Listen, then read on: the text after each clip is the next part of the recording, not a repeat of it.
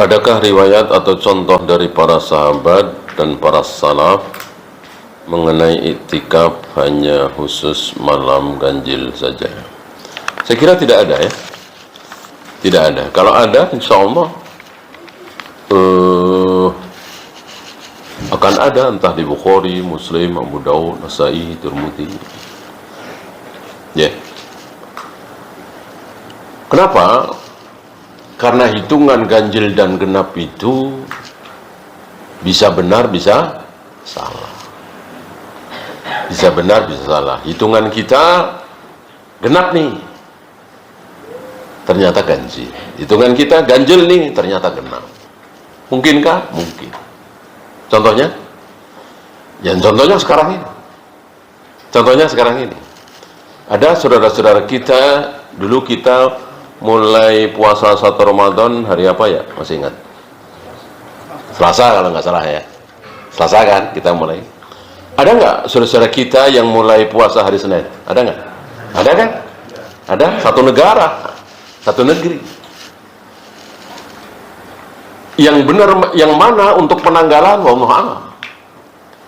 Kalau yang sesuai sunnah ya jelas ikut pemerintah ya kan, yang berhak mengumumkan. Tapi mana genapnya, mana ganjilnya kan ya jadi berdebat di sini. Gitu. Ditambah dengan sabda Nabi alaihi salatu wassalam, fa in gumma fa akmilu iddata sya'ban 30 yawman.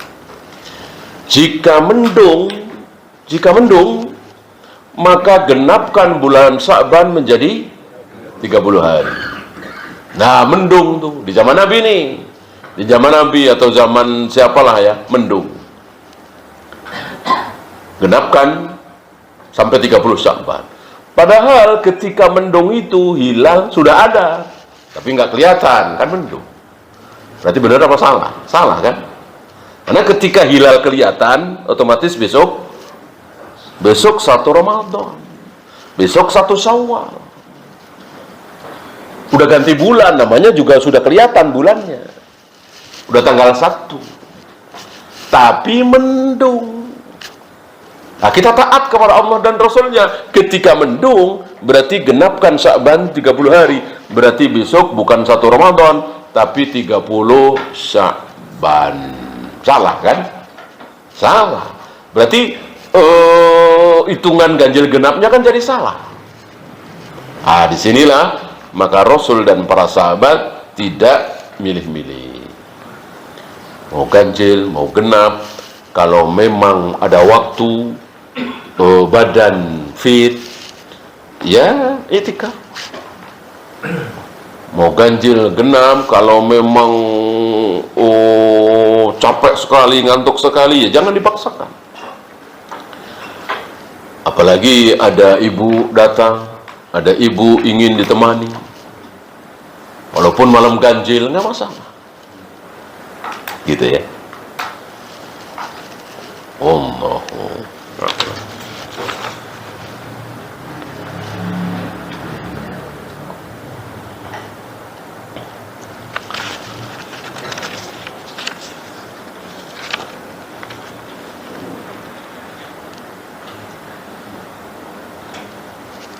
Seorang teman berkata, bagaimana kita yakin bahwa Islam adalah agama yang paling benar? Bukankah kita belum tahu semua ajaran, semua agama-agama di seluruh dunia, termasuk yang belum pernah kita dengar? Bagi yang belum tahu tentang Islam, mungkin dia belum pernah dengar, dia belum banyak baca tentang Islam, atau nggak tahu apa-apa tentang Islam. Dia sudah belajar tentang Buddha misalnya, tentang Hindu misalnya, tentang Konghucu misalnya, tentang Nasoro misalnya. Mungkin. Oh begitu ya. Oh kok begini ya, gitu.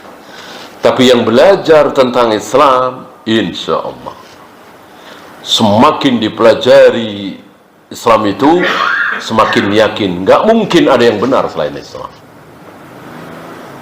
Gitu ya. Dan itu banyak terjadi. Contohnya banyak. Semakin dipelajari, semakin yakin tentang kebenaran Islam. Antum lihat aja sabda-sabda Nabi. Coba antum sebatas ilmu antum, insya Allah antum bisa jawab. Sabda Nabi yang menjadi kenyataan hari ini ada berapa? Ada di antara antum, saya lihat ada 3. Saya lihat ada 7. Saya lihat ada 10. Sabda Nabi yang sedang kita saksikan. Dan itu sepanjang zaman ada. Sepanjang zaman. Ini sekarang kita ya. 100 tahun yang lalu, 300 tahun yang lalu beda lagi. 900 tahun yang lalu beda lagi. Kelak kalian akan diperangi oleh pasukan yang wajahnya bulat seperti tameng, matanya sipit, memakai sendal bulu. Jelas ini bukan sekarang. Jelas ini bukan 100-200 tahun yang lalu. Tapi kira-kira 700-800 tahun yang lalu. Ya. Tidak akan datang hari kiamat sebelum para amil zakat kebingungan. Karena sulit mencari mustahik, sulit mencari fakir, miskin, gori, gitu. Sementara harta baitul mal menumpuk-numpuk. Ini terjadi sekarang? Enggak. 1000 tahun yang lalu? Tidak. Ya. 1300 tahun yang lalu terjadi di zaman Khalifah Umar bin Abdul Aziz. Sepanjang zaman selalu ada sabda Nabi yang menjadi kenyataan. Gimana kita jadi ragu kebenaran Islam? Ya. Nah, bandingkan dengan Buddha, Hindu, Konghucu. Coba mana di kitab suci mereka? Adakah ucapan tokoh mereka yang menjadi kenyataan? Enggak ada. Pohon-pohon bisa bicara, kecuali pohon Gharqad. Bukan sekarang.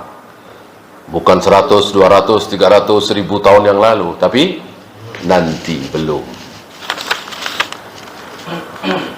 Yakzu jaisun al-Ka'bata fa'idha kanu bibaida'a minal ardi yuksafu bi awalihim wa akhirihim. Akan ada satu pasukan yang akan menyerang Ka'bah. Ketika mereka tiba di satu daerah yang bernama Baida, pasukan ini ditenggelamkan ke bumi. Dari depan, ujung depan sampai ujung belakang. Semuanya tenggelam semua. Sudahkah terjadi ini? Belum. Nanti akan terjadi. Dan kita yakin seyakinnya. Dan begitu seterusnya. Belum para dokter. Kalau dia muslim, mempelajari sabda-sabda Nabi, Al-Quran dan Sunnah, akan melihat apa yang disabdakan oleh Nabi 1400 tahun yang lalu. Ada nakoda kapal.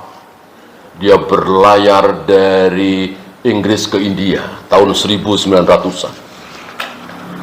Lalu dia dipinjemin Al-Quran. Al-Quran terjemah bahasa Inggris. Dia baca ayat-ayat yang berbicara tentang gelombang lautan. Ternyata yang disebutkan di situ persis seperti yang dia alami puluhan tahun di tengah lautan. Ada ombak yang sifat ombaknya itu persis seperti yang ada di ayat Al-Quran. Ya. Ada, banyak sekali. Sangat banyak sekali. Dengan demikian, perlukah kita mempelajari Buddha, Hindu, Konghucu, siapa tahu mereka benar? Ya nggak perlu, sama sekali nggak perlu. Kita sudah yakin, seyakin-yakinnya di luar Islam pasti salah, pasti batil, pasti kafir, pasti kekal di neraka selama-lamanya.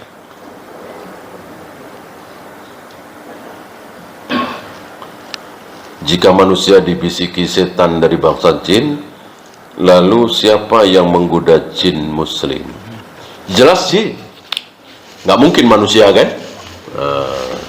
Antum pernah nggodain jin, ya?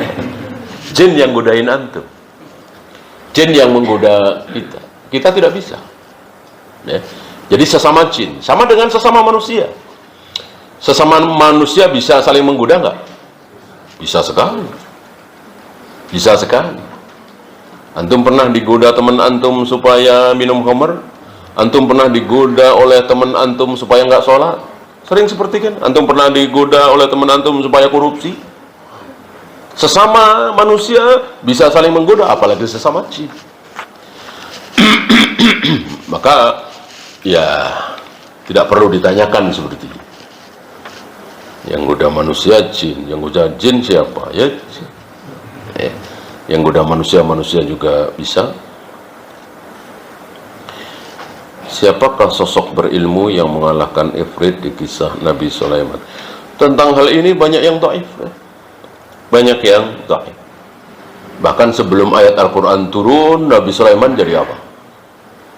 Sebelum turun Al-Quran dalam surat Al-Baqarah itu, Nabi Sulaiman di mata manusia, ya, bukan di mata Allah, Nabi Sulaiman itu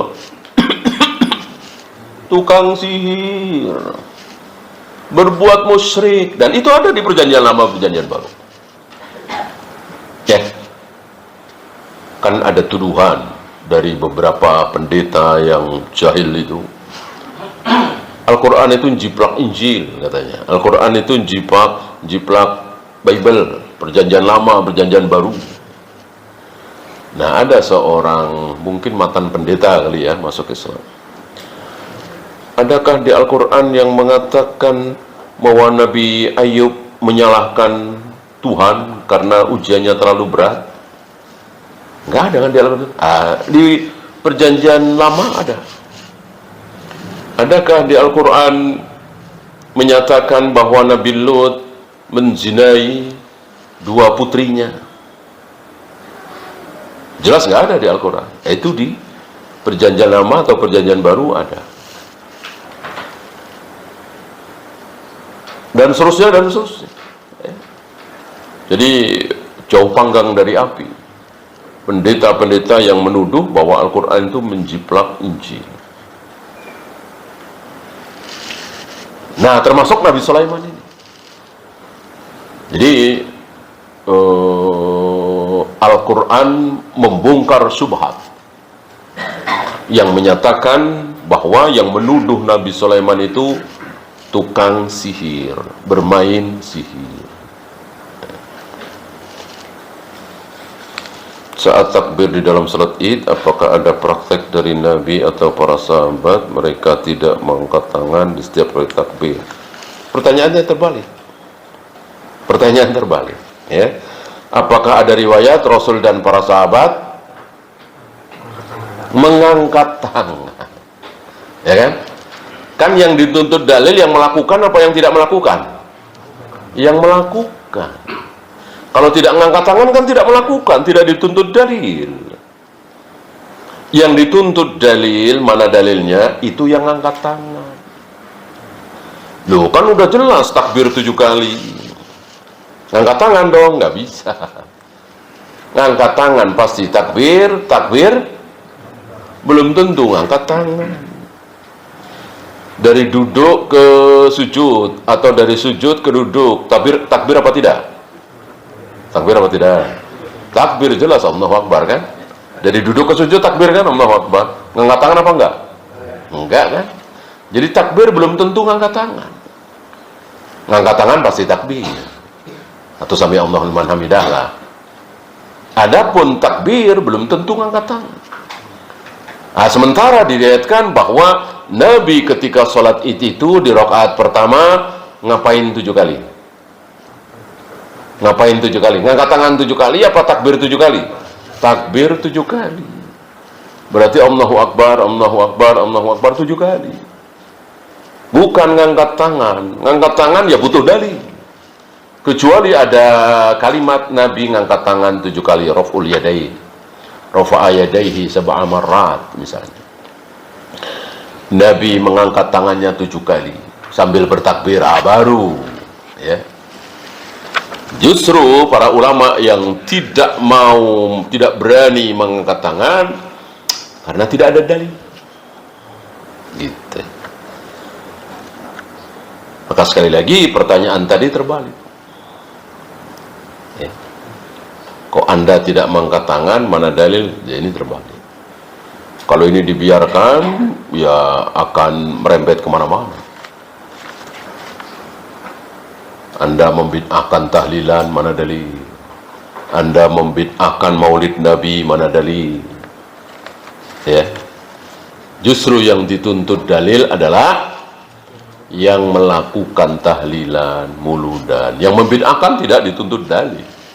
Justru karena nggak ada dalil, maka menjadi bid'ah, kan begitu. Kok dilakukan, maka menjadi bid'ah.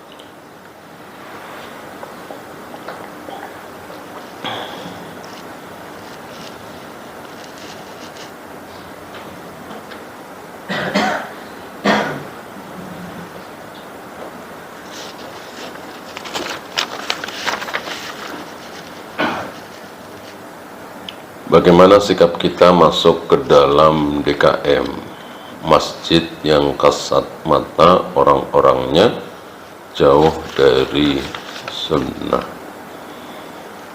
Apakah ketika menjadi DKM boleh mengamalkan sunnah atau mengundang ustadz sunnah? Kalau boleh, ya justru dimanfaatkan, ya kan? Bahwa orang-orang yang lain tidak faham sunnah sebagai jamaah, ya biarin aja, ya. Asal kita tidak minta sebagai ketua, minta jabatan, ya. Taruhlah kita tiba-tiba ditunjuk, bolehkah? Ya boleh. Nah, kemudian kita manfaatkan untuk mengundang ustadz-ustadz yang salaf. Bolehkah? Ya boleh. Tapi kalau dari situ kemudian kita juga disuruh, ya boleh, nggak apa-apa, panggil ustaz salaf, tapi bikin juga maulid Nabi, bikin juga acara tahlilan, ya janganlah, tolaklah. Tidak boleh mencampurkan antara yang hak dengan yang batil. Wallahu. Ya, itu saja untuk melanjutkan beriktikaf. Kita akhiri. Subhanakallahumma bihamdika asyhadu an la ilaha illa anta astaghfiruka wa atubu ilaik. Assalamualaikum warahmatullahi wabarakatuh.